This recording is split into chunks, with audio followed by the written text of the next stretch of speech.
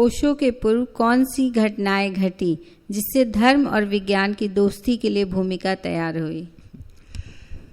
दोस्ती की भूमिका तो नहीं है, परास्त होना दोस्ती नहीं होती। जब धर्म ने देखा कि हर प्रकार से हम हारते जा रहे हैं, विज्ञान की, मनोविज्ञान की, सब प्रकार से प्रगति होती चली जा रही है, वो फैलते जा रहे हैं और बुद्धिमान आदमी उससे राजी होता जा रहा है और हम छूटते जा रहे हैं। लोगों ने चर्च में आना बंद कर दिया, धर्म की पकड़ छूट गई, आधी दुनिया साम्यवादी हो गई, और जो कहलाने को अभी आस्तिक हैं वो भी एक्चुअल आस्तिक नहीं है। किसी भी आदमी को आप बाइबल और बर्ट्रैंड रसेल की किताब दे दो कि भाई दोनों को पढ़ के बताना, जरा सा भी समझदार आदमी होगा वो कहेगा मैं बर्ट्रैंड रसेल से राजी हूं, इसकी बात में दम है, वो जो कह रहा है उसको सिद्ध कर रहा है, हवाई बातें नहीं कर रहा है। धर्म ग्रंथ में लिखा है वो हवाई काल्पनिक बातें हैं, कोई किसी चीज का प्रमाण नहीं, किसी चीज को सिद्ध नहीं कर सकते, इसलिए मान्यता पर जोर है। तो पहली बात आपको कह दूं, दोस्ती का हाथ उनकी तरफ से नहीं आया है, वो हार गए हैं, बुरी तरह से परास्त हो गए हैं। अब उतना स्पष्ट रूप से विरोध नहीं कर पाते। अभी कुछ ही सालों पहले की बात है, पश्चिमी मुल्कों में योगाभ्यास प्रचलित हो गया था, क्योंकि लोगों को समझ में आएगी तो स्वास्थ्यदायी है, शरीर को फ्लेक्सिबल बनाता है, इम्यूनिटी बढ़ाता है। पोप को खबर मिली, ऑफिशियल लेटर गया है प्रत्येक चर्च को कि चर्च के अंदर योगाभ्यास नहीं करवाया जा सकता, ये बाइबल के विरोध में है, ईश्वर नाराज हो जाएगा। हद हो गई, एक आदमी एक्सरसाइज कर रहा है, शरीर को थोड़ा स्ट्रेचेबल बना रहा है, ईश्वर नाराज हो जाएगा, क्योंकि इसका बाइबल में कहीं उल्लेख नहीं है योग का। वो किसी फॉरेन चीज को एक्सेप्ट नहीं कर सकते, और वो हुआ, सारे चर्चों में योग अभ्यास बंद हो गया, नहीं कर सकते। तो पहली चीज, विज्ञान की विजय होती गई, धर्म की पराजय होती चली गई, इसलिए वो जो दुश्मनी की खाई थी अब दिखाई नहीं देती, सिर्फ दिखाई नहीं देती, ऊपर ऊपर से, है ना। दूसरी चीज, एक बड़ा मनोवैज्ञानिक हुआ अब्राहम मैस्लो। आपने पूछा ना ओशो के पूर्व कौन कौन सी घटनाएं घटी, तो 3 घटनाएं मैं विशेष रूप से कहना चाहूंगा। एक, विज्ञान की विजय हो गई, है ना, खूब 400 साल का संघर्ष, मगर विजय हो गई। दूसरा, मनोविज्ञान, और विशेषकर अब्राहम मैस्लो का वर्णन करना चाहूंगा।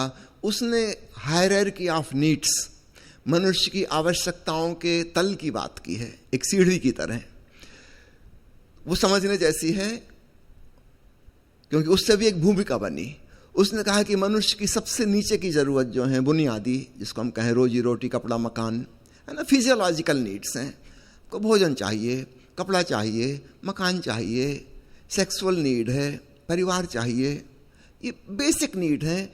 ये पशुओं के भी हैं, पक्षियों की भी हैं, सबकी हैं, ये बेसिक नीड्स हैं, फिजियोलॉजिकल नीड्स, शरीरगत भौतिक आवश्यकताएं, सबको समझ में आती है। इसके बाद आती है दूसरी जरूरत, सुरक्षा की जरूरत, सेफ्टी एंड सिक्योरिटी नीड। ये भी हम सबको समझ में आती है। हम सब अपने आप को बचना चाहते हैं, एक सर्वाइवल इंस्टिंक्ट हमारे भीतर है, जीवेशना। पशु पंक्षियों के अंदर भी है, पेड़ पौधों के अंदर भी है, सब बचना चाहते हैं, जीवन की रक्षा करना चाहते हैं। इसके ऊपर फिर आती हैं मन की जरूरतें। हमें उत्सुकता है जानने की, जिज्ञासा है ज्ञान की, शिक्षा की, हम जानकारी हासिल करना चाहते हैं, हम सब जगह जगह की बात पता लगाना चाहते हैं, ये मन की जरूरत है। यह पशु पंछियों के पास नहीं है।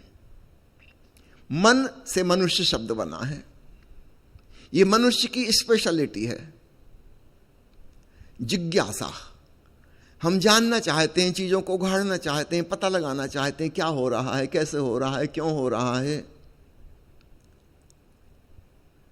हमें मनोरंजन चाहिए, हमें साहित्य चाहिए, हमें संगीत चाहिए, हमें पेंटिंग चाहिए। ये जरूरतें पशुओं की नहीं है। उन कहते हैं ना, भैंस के आगे बीन बजाओ भैंस कड़ी पकड़ाए। भैंस को कोई मतलब नहीं, चाहे हरि प्रसाद चौरसिया ही बीन बजा रहे हों, भैंस गोबर करके आगे बढ़ जाएगी, उसको कुछ लेना देना नहीं है। लेकिन मनुष्य केवल रोजी रोटी से संतुष्ट नहीं हो सकता। अब समझना, हायरार्की, जब हमारी पार्श्विक जरूरतें खत्म हो गई तब मानसिक जरूरतें शुरू होती हैं। जिस आदमी की रोटी की जरूरत पैदा नहीं हुई उसे ये सब नहीं सूझता। एक आदमी भीख मांग रहा है, आप उसको जाकर कहो कि ये लो महाकवि रविन्द्रनाथ टैगोर की गीतांजलि, जिस पे नोबेल प्राइज मिला था, बहुत अद्भुत कविता है, वो आपके मुंह पे दे मारेगा। तुम्हें शर्म नहीं आती, संकोच नहीं लगता? मेरे पास खाने को नहीं है, इस किताब को मैं खाऊंगा, क्या करूंगा? निश्चित रूप से रोजी रोटी हमारी बेसिक नीड है, लेकिन जब वो हो जाती है पूरी, तब हमको पता चलता है कि अभी हम संतुष्ट नहीं हुए। सेफ्टी सिक्योरिटी हो गई, फिर ज्ञान प्राप्त करना चाहते हैं, कलाएं विकसित करना चाहते हैं। कोई आदमी गीत लिख रहा है, अब कोई पशु गीत नहीं लिखता। लेकिन आदमी है वो प्रोज से संतुष्ट नहीं होगा, पोएट्री चाहिए, सुंदर चित्र बनाएगा, अच्छे कपड़े चाहिए, डिजाइन चाहिए, वैरायटी चाहिए। एक प्रकार का भोजन आपको कितना ही अच्छा लगता हो, आप रोज रोज नहीं खा सकते। गाय मजे से घास चर रही है पूरी जिंदगी से, कभी कोई शिकायत नहीं करेगी, घास पर्याप्त है। आप नहीं चर सकते, कोई चीज नहीं चर सकते आप, अच्छी से अच्छी चीज। 4 दिन में आप नाराज हो जाओगे, हो 4 दिनों का खाते खाते। चेंज चाहिए। ये चेंज किसकी जरूरत है? शरीर की जरूरत तो नहीं है, शरीर को पोषण तो मिल रहा था। ये मन की जरूरत है, उसको चेंज भी चाहिए, परिवर्तन चाहिए। तो मनुष्य मन है, और मैस्लो ने कहा कि मानसिक जरूरतें भी हमारी। फिर जब ये भी पूरी हो जाती हैं, इमोशनल नीड है फिर हमारी, हम जुड़ना चाहते हैं लोगों से, घर हो, गृहस्थी हो, परिवार हो, मित्र मंडली हो, फेसबुक फ्रेंड्स हो, व्हाट्सएप ग्रुप में शामिल हो जाएं, रोटरी क्लब के मेंबर हो जाएं, किसी संस्था के हिस्से हो जाएं। हम जुड़ना चाहते हैं, हम अकेले एकांत में नहीं रह सकते। हमारी इमोशनल नीड्स हैं। We want to be part of a group, we want to belong to somebody. कोई हमारा हो, हम किसी के हों, ये हमारी एक गहरी जरूरत है। इसके बिना जीवन बिल्कुल रूखा सूखा हो जाएगा। तो मेंटल नीड्स, फिर इमोशनल नीड्स, इसको सामाजिक आवश्यकता मैस्लो ने कहा, सोशल नीड्स। जब ये भी पूरी हो जाती है, उसके बाद भी संतोष नहीं होता। अब आता है अपने भीतर छुपी हुई जो हिडन टैलेंट है, प्रच्छन्न प्रतिभा है, उसके विकास की जरूरत है। हर व्यक्ति के अंदर कुछ विशेष प्रतिभा छिपी हुई है, और जब तक वो उसको साकार ना कर लेगा, अपने सपने को पूरा ना कर लेगा, वो तृप्त नहीं हो सकता। समझो कोई आदमी संगीतकार होने को पैदा हुआ है, उसके अंदर बचपन से ही पकड़ है सुर की, ताल की, उसको बड़ा रस है। अगर उसको जीवन में इसका मौका नहीं मिला, चाहे वो अन्य किसी क्षेत्र में कितना ही सफल हो जाए, उसको कभी भीतर से संतोष नहीं होगा। उसको हमेशा लगेगा कुछ आधा अधूरा रह गया, कुछ बात बनी नहीं, जिंदगी बेकार गई। बाहर से देखने में बड़ा सफल आदमी है, यश है, प्रतिष्ठा है, धन है, पैसा है, सब कुछ है उसके पास, भीतर ही भीतर कुछ अतृप्त है। वो संगीतकार विकसित नहीं हो पाया। अनसेटिस्फैक्शन, डिसकंटेंटमेंट उसके भीतर रहेगा ही रहेगा। तो मैस्लो कहता है कि हमें अपनी छुपी हुई प्रतिभा खोजनी होगी, जिसका पता लगाना भी कठिन है। किसी किसी केस में तो स्पष्ट होता है, कभी कभी तो बिल्कुल पता नहीं चलता। लेकिन जब तक वो चीज पूरी नहीं हो जाएगी, आपको हमेशा आधा अधूरापन लगता रहेगा, लगेगा कि जीवन निरर्थक है, जिंदगी बेकार जा रही है, हम ये क्या कर रहे हैं, कुछ मतलब समझ नहीं आता, मीनिंगलेसनेस की फीलिंग। कई लोग आते हैं, वो कहते हैं हमारे पास सब कुछ है, दुनिया जिसे सब कुछ मानती है वो सब हमारे पास है, लेकिन हम असंतुष्ट क्यों हैं, भीतर कुछ खाली खाली क्यों है। मैस्लो कहता है अपनी हिडन टैलेंट्स को उजागर करना होगा, इसमें साधना की जरूरत है। आपके भीतर संगीत की टैलेंट थी, लेकिन अगर एक 20-25 साल आप उस संगीत की साधना से नहीं गुजरेंगे तो खिलावट नहीं आएगी। It takes time and patience and lot of work. अपने आप जादू से नहीं हो जाएगा कुछ, ये करना पड़ेगा।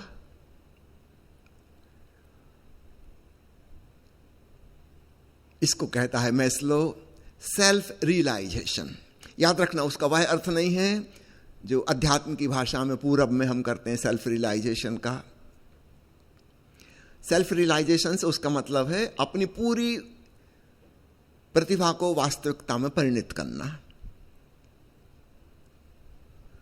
अब्राहम मैस्लो कहता है कि यहां तक जरूरतों का ये सोपान, सीढ़ी मुझे दिखाई देती है, पिरामिड की तरह है ये, नीचे बहुत चौड़ा बेस है, जैसे जैसे ऊपर जाते हैं सकरा होता जाता है। मैस्लो कहता है लेकिन इसके ऊपर मुझे समझ में नहीं आता अब क्या, क्योंकि ऐसे भी लोग हैं जिन्होंने ये सब भी कर लिया पूरा, उनके जीवन में भी शांति नहीं है। वो भी नहीं कहते कि हमने आनंद जान लिया। मैस्लो ने उस सीढ़ी को ऊपर खाली छोड़ दिया कि अब मुझे नहीं पता इसके आगे क्या है, लेकिन एक बात पक्की, कुछ है जो आदमी को खींच रहा है।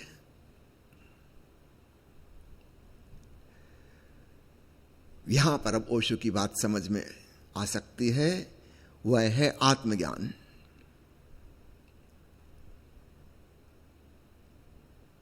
वह है ब्रह्म ज्ञान, वह है समाधि की अवस्था जो ध्यान से प्राप्त होती है। जब तक वो नहीं हो जाएगी तब तक बात नहीं बनेगी। खालीपन काटता ही रहेगा, वो कांटा गड़ता ही रहेगा कि कुछ कमी है, कुछ कमी है, समथिंग इज मिसिंग। आत्मा मिसिंग है, बाकी सब हो गया, आत्मा मिसिंग है। You are missing, you are not there. खूब अच्छा घर बना लिया, खूब अच्छी कार है, खूब अच्छा मोबाइल है, खूब अच्छी पत्नी है, खूब अच्छे पड़ोसी हैं, खूब अच्छा जॉब है, सबसे सिक्योरिटी है, everything is fine, you are not there. जिसके लिए सब इकट्ठा किया था उसका कुछ पता ही नहीं, तो उसका पता होना आत्मज्ञान कहलाता है। वह बुद्धत्व की अवस्था घटे तब पूरा बात हो सकेगी। तो ओशो का समय आते आते ये दूसरी बात घट गई थी। यह समझ में आ गया कि भौतिकता और आध्यात्मिकता का जब मिलन हो पाएगा तो जाके पूरी बात बनेगी, तब कोई व्यक्ति तृप्त और संतुष्ट, कंटेंटमेंट का एहसास करेगा। काफी बातें आ चुकी थी। ओशो का जन्म हुआ 1931 में, और उसके ठीक एक साल पहले 1930 में क्वांटम फिजिक्स की शुरुआत हुई, जो अपने आप में एक बहुत ही मिस्टीरियस चीज थी। आपने पूछा ना ओशो के पहले ऐसा क्या क्या हो चुका था कि ओशो के भूमिका बन गई धर्म और विज्ञान के संगम की। ये एक भूमिका बनी। क्वांटम फिजिक्स ने ऐसी चीजें खोजी जो कि पुराने विज्ञान के सिद्धांतों के अगेंस्ट जाती थीं और जिनको जस्टिफाई करना मुश्किल था, और उनके लिए कोई शब्द नहीं थे, उससे गणित बिठाना मुश्किल था, लेकिन वो फैक्ट थी, हैं तो हैं, अब क्या करो, इनकार तो नहीं कर सकते। सामने हो रही है कोई चीज, आप कैसे मना करोगे कि नहीं है? ठीक है, हमारे कार्य कारण के सिद्धांत में फिट नहीं बैठ रही, तो हमारे कार्य कारण के सिद्धांत में कहीं भूल चूक होगी, इसको फिट बिठालना पड़ेगा। तो ओशो के पहले रिलेटिविटी का प्रिंसिपल आ चुका, उसने पुराने विज्ञान के काफी चीजों को गलत साबित कर दिया। जिन चीजों को हम एब्सोल्यूट समझ रहे थे, अचानक वो रिलेटिव की कैटेगरी में आ गई। आइंस्टीन के पहले तक विज्ञान की खोज उन चीजों तक सीमित थी जो हम अपनी इंद्रियों से जान पाते हैं। ठीक है, जो उपकरण बनाए थे, गैलीलियन दूरबीन बनाई, मगर वो आंख का ही एक्सटेंशन था, थोड़ी दूर तक दिखाई देता था, थोड़ा ज्यादा दूर तक। आंख थोड़ा देख पाती थी, दूरबीन ज्यादा देखने लगी। माइक्रोस्कोप बन गया, आंख जो सूक्ष्म चीज नहीं देख पाती थी, माइक्रोस्कोप देखने लगा। वायरस और बैक्टीरिया का पता चल गया। रिलेटिविटी के प्रिंसिपल आने के बाद एक उलट पुलट हो गई। चीजें सापेक्ष हैं, और सापेक्ष चीजों का ऑब्जर्वेशन करके हमने जो सिद्धांत खोजे थे, वो सिद्धांत आइंस्टीन ने जो खोजा विराट ब्रह्मांड के बारे में, उस पे लागू नहीं होते थे।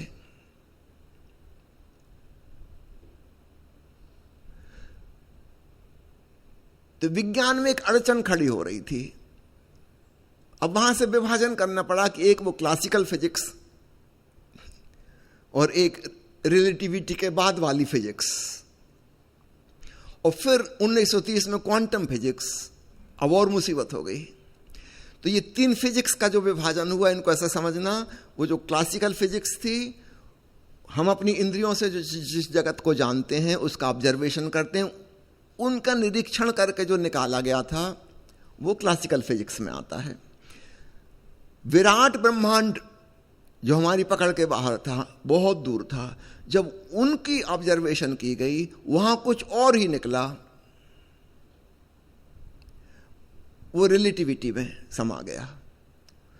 उसको भी फार्मूला में ढाल दिया गया, और E = mc² के साथ यह भी स्पष्ट हो गया कि वैज्ञानिक जो अपने आप को मटेरियलिस्ट कहते थे, उन्होंने ही सिद्ध कर दिया कि matter does not exist, only energy is. Energy और मैटर कन्वर्टेबल है। E यानी एनर्जी, M यानी मैटर मास, और C प्रकाश की गति। पदार्थवादियों ने खोज लिया कि पदार्थ झूठ है, वास्तव में केवल ऊर्जा है, केवल शक्ति है। और क्वांटम फिजिक्स ने और विचित्र बात खोजी। तो एक था हमारा इंद्रियों से जाना जाने वाला जगत, वो क्लासिकल फिजिक्स हो गई। विराट ब्रह्मांड के नियम आइंस्टीन ने खोजे, वो रिलेटिविटी वाली फिजिक्स हो गई। अब सब एटॉमिक पार्टिकल्स, अत्यंत सूक्ष्म जगत, उसकी खोज की, तो क्वांटम फिजिक्स का उदय हुआ। और इसमें जिन चीजों का पता चला, वो बिल्कुल अविश्वसनीय और अकल्पनीय थी। और वो चीजें भारत के जो मिस्टिक्स हैं, उनसे मैच खाती हैं। चीन के मिस्टिक्स से, जापान के जैन फकीरों से मैच खाती हैं। डॉक्टर कैपरा स्वयं एक बड़े फिजिसिस्ट हैं। उनकी प्रसिद्ध किताब है the Tao of physics. Title ही बड़ा विचित्र है। कहाँ ताओ? लाओ त्सु, च्वांग त्सु, लिहत्जु की 2500 साल पुरानी धारणा अध्यात्म की।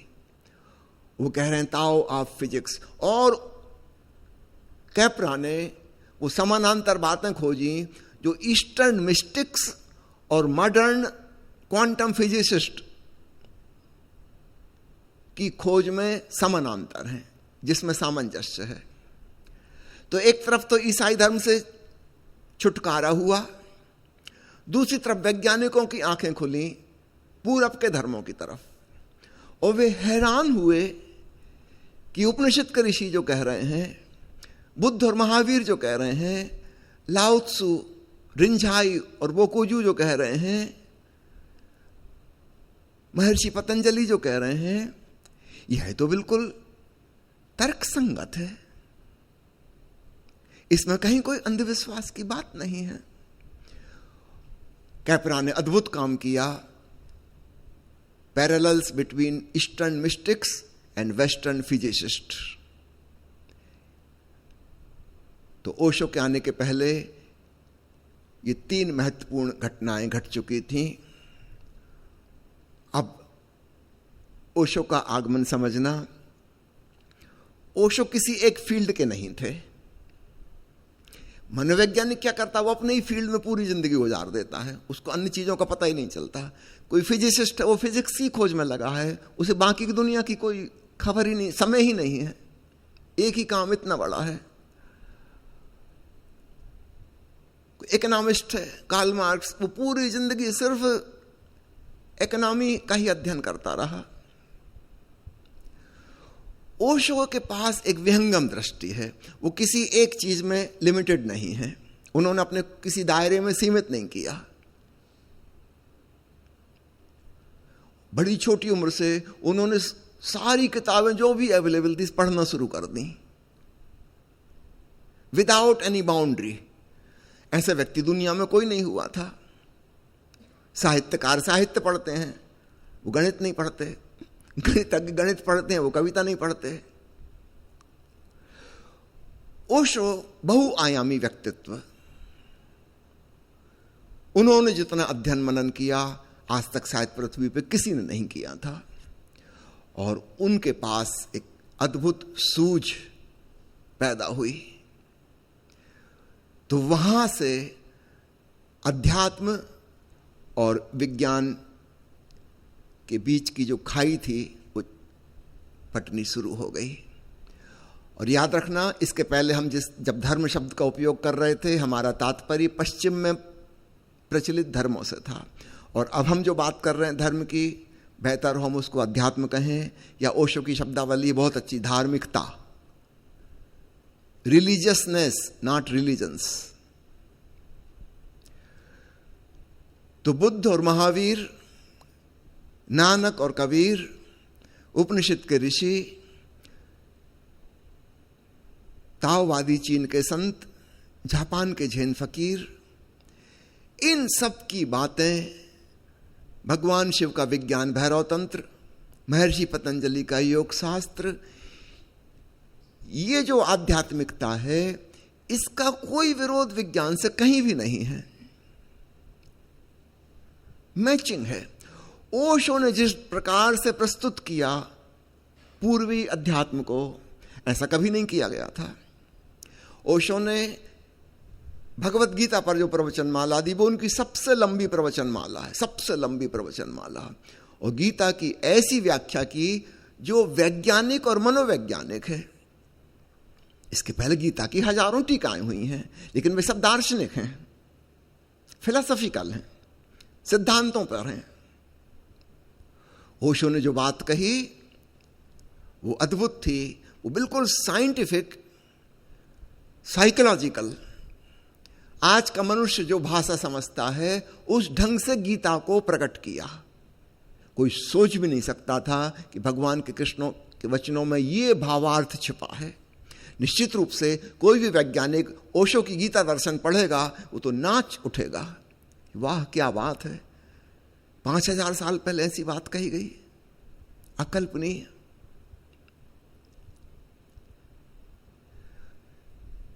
महावीर ने जो अनेकांतवाद की दृष्टि दी है वो बिल्कुल आइंस्टीन के सापेक्षवाद से मिलती जुलती है।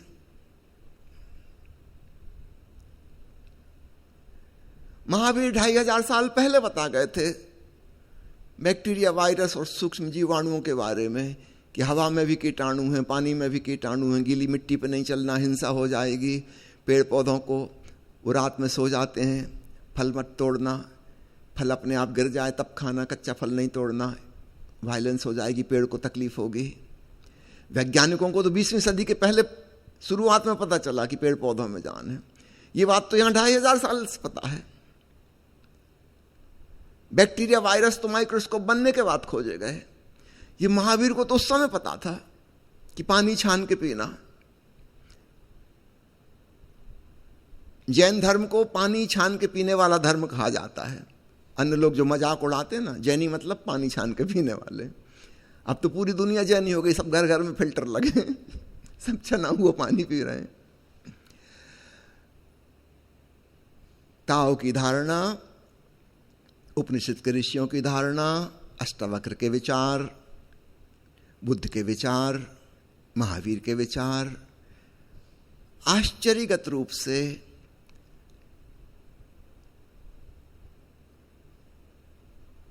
ईश्वर से इनका कोई लेना देना नहीं।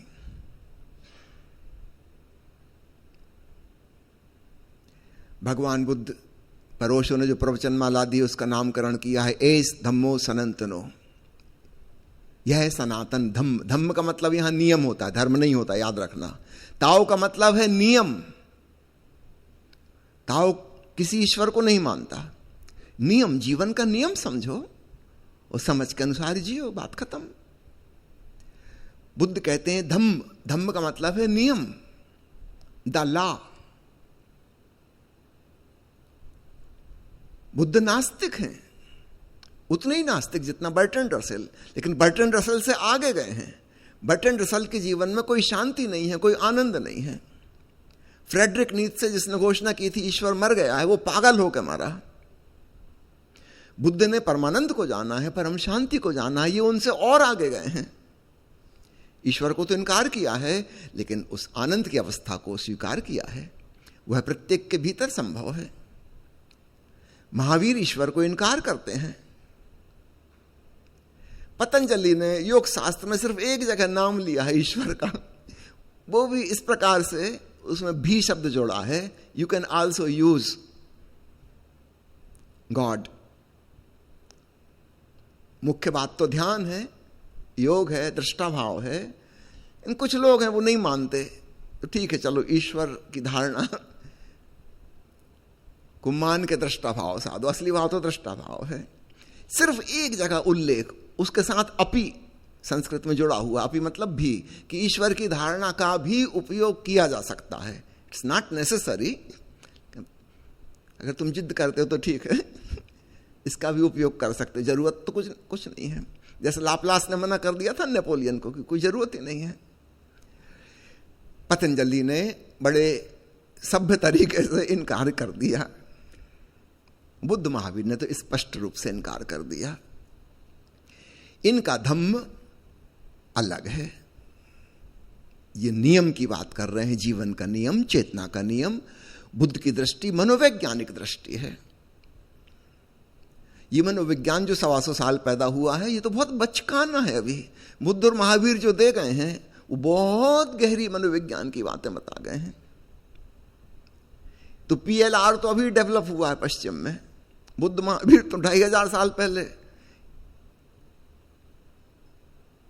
पिछले जन्मों की स्मृति का पूरा साइंस दे गए, कैसे जाना उसमें।